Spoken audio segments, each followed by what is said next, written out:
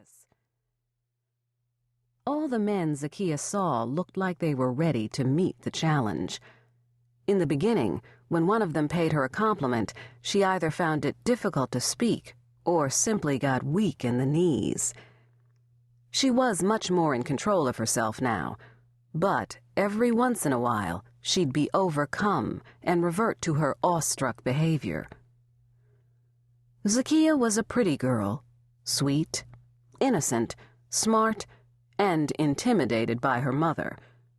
She had a reverential fear of Alexis Wilkes, which kept her out of any serious trouble and helped her to make the best decisions in most situations. But she was in Baltimore, 3 hours away from home and Alexis in Richmond. She needed strength to handle this newly found freedom. After she had gotten herself together from the exchange with the fine stranger, Zakia contemplated what part of campus she was going to explore next.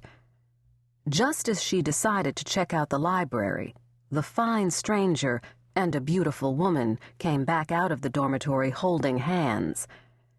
He looked at Zakia without smiling. Zakia smiled at the woman, who returned her greeting with a friendly grin. Zakia glanced at the man, who maintained a serious expression. "Okay, now, how am I going to do this?" Zakia thought. "These men flirt with you, get you all hot and bothered. Then, when they're with their women, they act like they don't know you." "Okay, I see. That's the game here, too. I played it in high school." The only difference was that during high school, Zakia was the player, thanks to her twin brother Zachary and his gang, the Execs. Besides, the guys in high school seemed a far cry from the worldly manna men. She determined very quickly that she'd have to learn some defense. In high school, Zakia was Miss Popularity.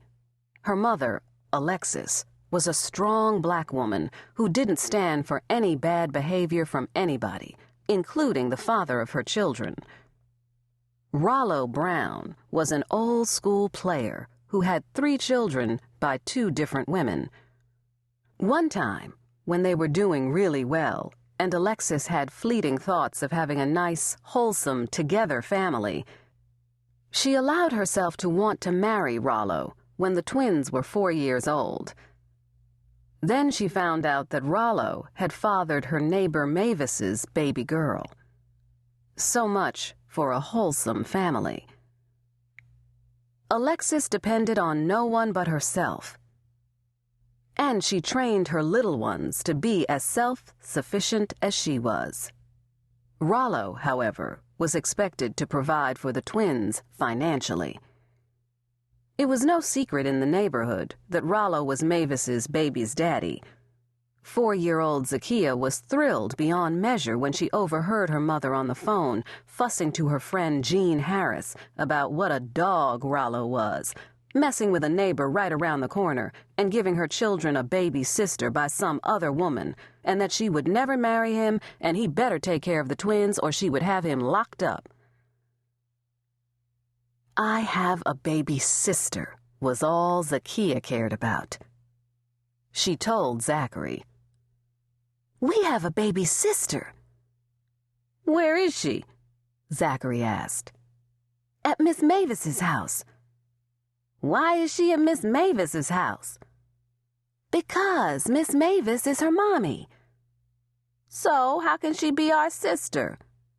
"'Cause Daddy is her daddy, too." "How?" "I don't know, but Mommy told Miss Jean that we have a baby sister and Miss Mavis is her mommy. Let's go see her." "Okay," Zachary said, following his sister into the kitchen. "Mommy, we're going outside to play," Zakia said to her mother, who was in another zone. "Okay," Alexis said, glancing at her twins, but not noticing the up-to-something look on their faces as she continued to vent to her friend on the phone. Zakia and Zachary figured